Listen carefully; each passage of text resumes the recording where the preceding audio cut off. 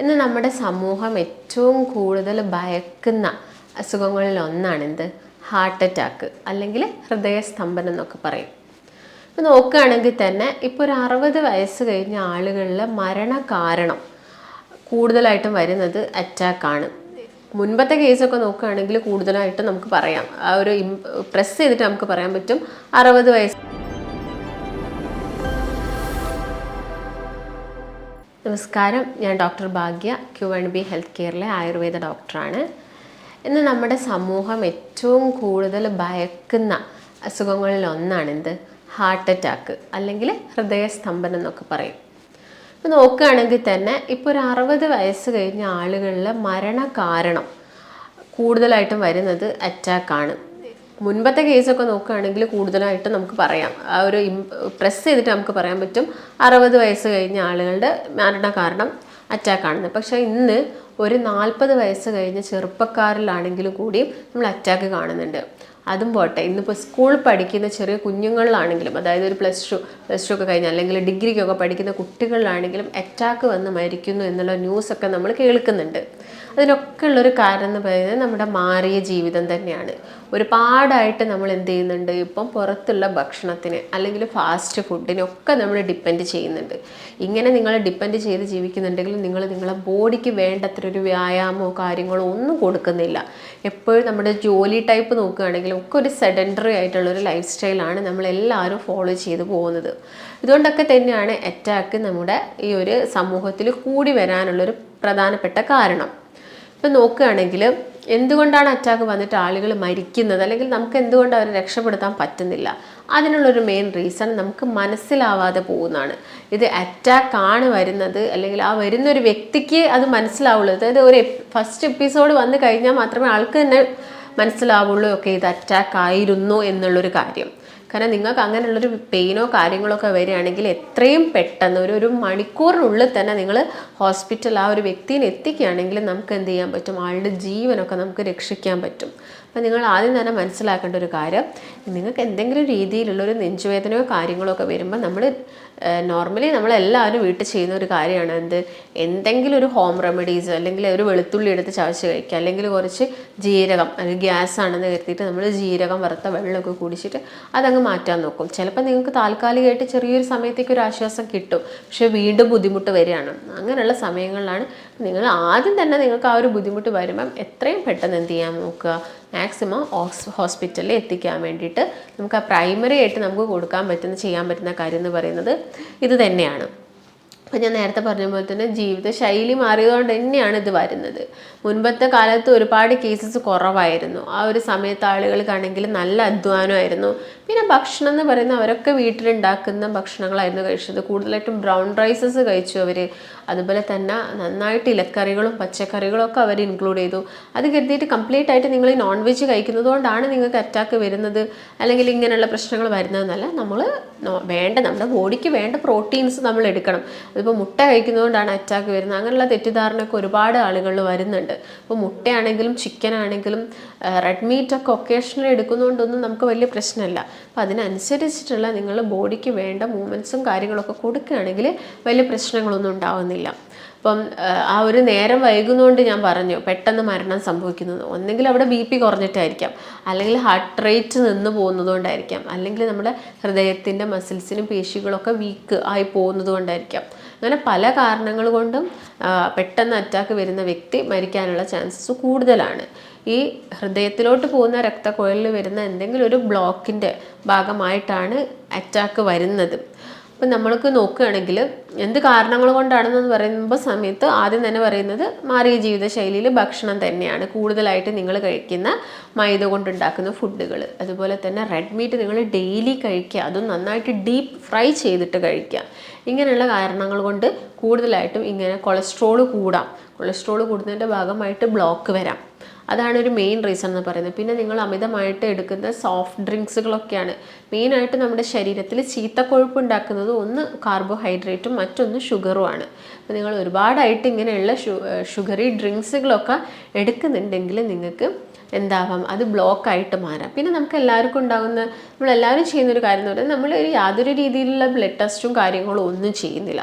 ചിലപ്പോൾ നിങ്ങൾക്ക് എന്തെങ്കിലും ഒരു സിംറ്റംസ്, നിങ്ങൾ ചിലപ്പോൾ സ്റ്റെപ്പ് കയറുന്ന സമയത്ത് ഒരു കിതപ്പോ അങ്ങനെയുള്ളൊരു നിങ്ങൾക്കൊരു വീർപ്പ് മുട്ടോ ഒക്കെ വരുന്ന സമയത്തായിരിക്കും നിങ്ങൾ എന്ത് ചെയ്യുക, ഒന്ന് ജസ്റ്റ് ഒരു ഡോക്ടറെ അടുത്ത് പോകുന്ന സമയത്ത് ഡോക്ടർ പറയുമ്പോഴായിരിക്കും ബ്ലഡ് ടെസ്റ്റ് ചെയ്യുക. എന്നാൽ അങ്ങനെയല്ല, ഇപ്പം ഒരു 20 വയസ്സ് അല്ലെങ്കിൽ ഒരു 18 വയസ്സ് കഴിഞ്ഞ എല്ലാവരും, ആൺകുട്ടിയാണെങ്കിലും പെൺകുട്ടിയാണെങ്കിലും ഒക്കെ എന്ത് ചെയ്യുക, ഒരു നമ്മളെ ബ്ലഡ് ടെസ്റ്റിൽ ഒന്ന് ലിപ്പിഡ് പ്രൊഫൈലും അതുപോലെ തന്നെ കൊളസ്ട്രോളും ബ്ലഡ് ഷുഗറും ഒക്കെ നോക്കുന്നത് എപ്പോഴും നല്ലതായിരിക്കും. അതുപോലെ തന്നെ ഒരു 30 വയസ്സ് കഴിഞ്ഞാൽ നിങ്ങൾ ജസ്റ്റ് ഒന്ന് LFT കാര്യങ്ങൾ നോക്കുക. അതുപോലെ തന്നെ KFT, നമ്മുടെ കിഡ്നിയുടെ ഫങ്ഷൻ ടെസ്റ്റൊക്കെ ചെയ്തിട്ട് വലിയ പ്രശ്നങ്ങളൊന്നും ഇല്ല എന്നൊക്കെ ഉറപ്പ് വരുത്തുന്നത് എപ്പോഴും നല്ലതാണ്.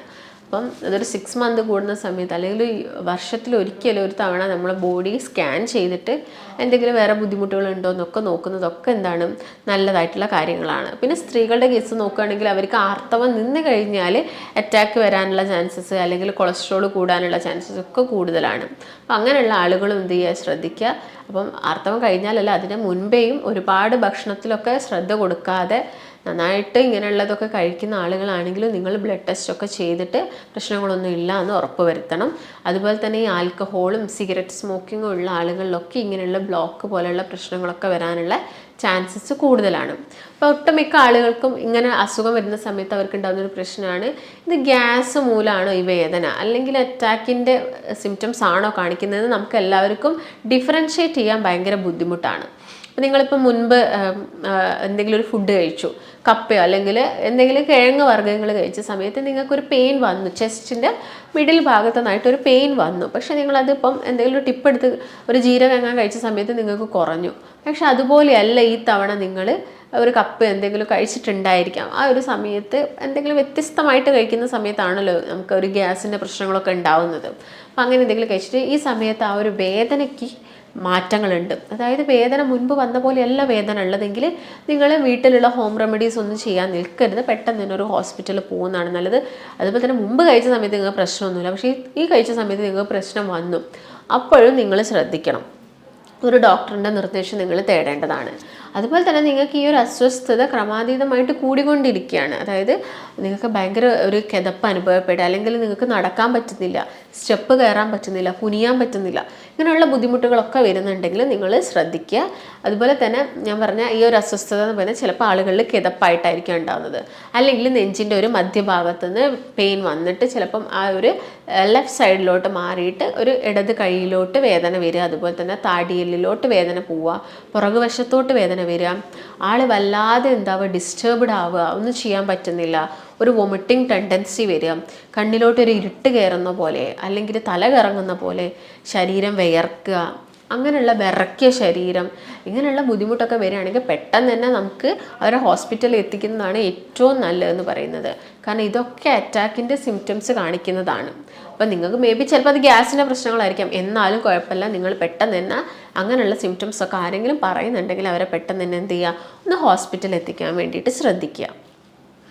ഇങ്ങനെയുള്ള ആളുകളിൽ പെട്ടെന്നൊരു ഉൾഭയമാണ് അവർക്ക് ഉണ്ടാകുന്നത്, ഉള്ളിൽ നിന്ന് എന്തോ ഒരു പേടി, അല്ലെങ്കിൽ പെട്ടെന്നൊരു ശ്വാസം എടുക്കാനൊക്കെ ഉള്ള ബുദ്ധിമുട്ട്, ഇങ്ങനെയുള്ള പ്രശ്നങ്ങളാണ് അവർക്ക് കോമൺ ആയിട്ട് ഉണ്ടാകുന്നത്. അപ്പോൾ ഈ സമയത്ത് നിങ്ങൾ ഏറ്റവും നല്ലത് അവരെ ഒരു ഹോസ്പിറ്റലിൽ എത്തിക്കുന്നതാണ്. പിന്നെ ഞാൻ നേരത്തെ പറഞ്ഞ പോലെ തന്നെ നിങ്ങൾ അറ്റാക്ക് വരാതെ നോക്കുക. അതുപോലെ തന്നെ ലിപ്പിഡ് പ്രൊഫൈലൊക്കെ എപ്പോഴും ചെക്ക് ചെയ്യുക, ബ്ലഡ് ഷുഗർ ചെക്ക് ചെയ്യുക. കാരണം ഷുഗർ ഉള്ള പേഷ്യൻസിൽ അറ്റാക്ക് വരാനുള്ള ചാൻസസ് കൂടുതലാണ്. അവർക്കിപ്പോൾ രക്തത്തിൽ നന്നായിട്ട് പഞ്ചസാര കൂടി കിടക്കുന്നുണ്ടെങ്കിൽ ജസ്റ്റ് ഒന്ന് അവർ വീണ് കഴിഞ്ഞാലും അവരിലാരും ഇൻഫ്ലമേറ്ററി റെസ്പോൺസ് ഒക്കെ സ്റ്റാർട്ട് ചെയ്യും. അതിൻ്റെ ഭാഗമായിട്ട് അവർക്ക് ബ്ലോക്ക് വരാനൊക്കെ ഉള്ള ചാൻസസ് കൂടുതലാണ്. അപ്പോൾ ഇങ്ങനെയുള്ള ആളുകളൊക്കെ എന്ത് ചെയ്യണം, അവർ നന്നായിട്ട് ശ്രദ്ധിക്കേണ്ടത് തന്നെയുണ്ട്.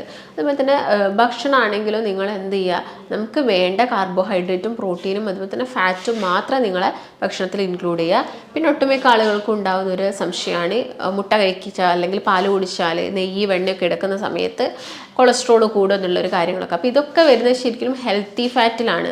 അപ്പോൾ നമുക്ക് ആവശ്യമായ ഒരു അളവിൽ നിങ്ങളത് കഴിക്കുന്നുണ്ടെങ്കിലും യാതൊരു പ്രശ്നങ്ങളും ഉണ്ടാക്കുന്നില്ല. അല്ലാതെ നിങ്ങൾ ഒരുപാട് റെഡ് മീറ്റ്സ് ഒക്കെ കഴിക്കുക, പൊരിച്ച് കഴിക്കുക, വറുത്ത് കഴിക്കുക, അങ്ങനെ ഡീപ് ഫ്രൈ ചെയ്തൊക്കെ കഴിക്കുന്നുണ്ടെങ്കിൽ മാത്രമേ പ്രശ്നങ്ങൾ ഉണ്ടാക്കുന്നുള്ളൂ. അതുപോലെ തന്നെ നിങ്ങൾ കോക്കനട്ട് ഓയിൽ പ്രശ്നം ഉണ്ടാക്കുക. കോക്കനട്ട് ഓയിൽ ഓവറായിട്ട് ഹീറ്റ് ചെയ്യുന്ന സമയത്തെ പ്രശ്നങ്ങൾ ഉണ്ടാക്കുന്നുള്ളൂ, അല്ലാതെ കോക്കനട്ട് ഓയിൽ വലിയ പ്രശ്നങ്ങളൊന്നുമല്ല.